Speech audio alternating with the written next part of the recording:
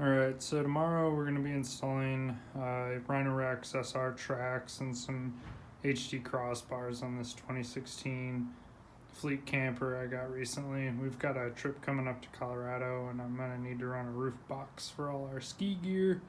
I got no tracks up there now, so we're going to be adding them tomorrow, but today, or tonight rather, I'll run you through the equipment that we're going to be using and how it's going to attach, what are the part numbers we need, and all that kind of fun stuff.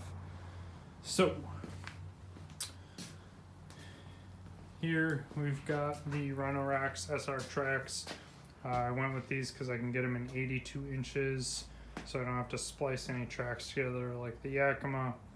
They're riveted down rather than screwed down, which is fine for me. I don't really see any material difference in the two.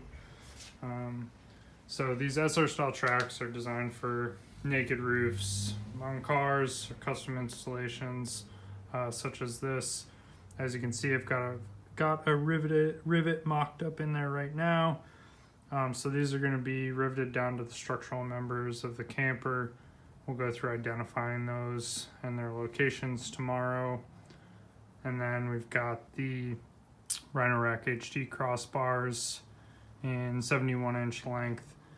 These channels fit the same unistrut nuts, so I'll be able to mount just about anything to the rack with those unistrut nuts. It'll make it real easy to mount my solar panel and all our other equipment.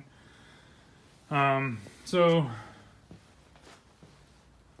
the attachment kit consists of the rivets that you need, some butyl mastic that got crushed in shipping. I've got extras from a previous project, so no big deal. One thing I will say about this installation is they do not recommend using a handheld rivet gun. I'm actually not sure why. I've got a compressor and all the tools, so I just went ahead and bought a pneumatic rivet gun. I think something like this would probably work fine, just as long as you're not using the smaller style rivet gun. This is a little bit heavier duty version, but I went out and I purchased this $40 pneumatic rivet gun. I think it's going to work fine, doing a little bit of testing. So one thing I'll note is that in some of the comments you might read about the SR tracks is that people will point out that the channel is not actually wide enough to fit a rivet gun down in, but that is why they include this little spacer that sits on top of the rivets.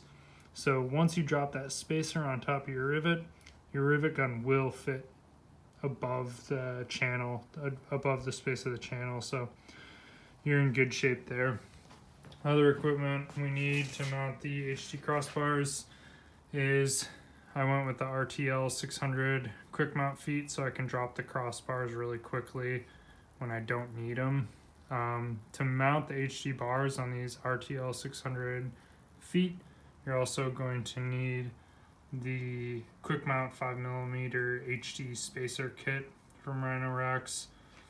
So this was a little bit hard to come across. At least I had trouble finding information on what I needed to mount HD rails on these quick mount legs. So here's the set of the quick mount legs, or the part number rather, and then here is the part number for the quick mount HD spacers, so you can mount those HD rails on these quick mount legs. So I'll go through a little test run with the pneumatic gun with the spacer in there just to make sure that it works the way that I think it's going to work. So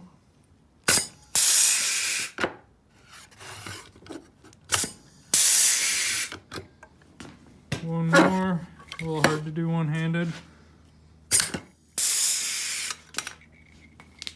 Alright, so this is just some scrap metal I had lying around and extra rivets.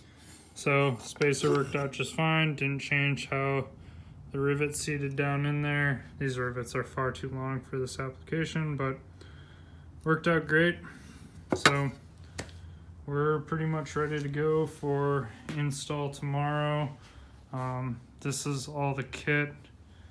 I'm just running this rivet gun off of a little Cali Air compressor. You can run them off of a pretty small compressor. You don't need much, but again, this was only $40.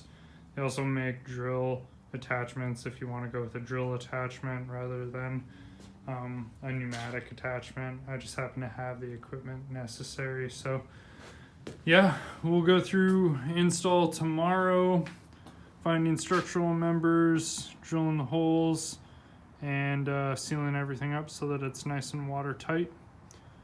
But otherwise, I'll see you guys tomorrow.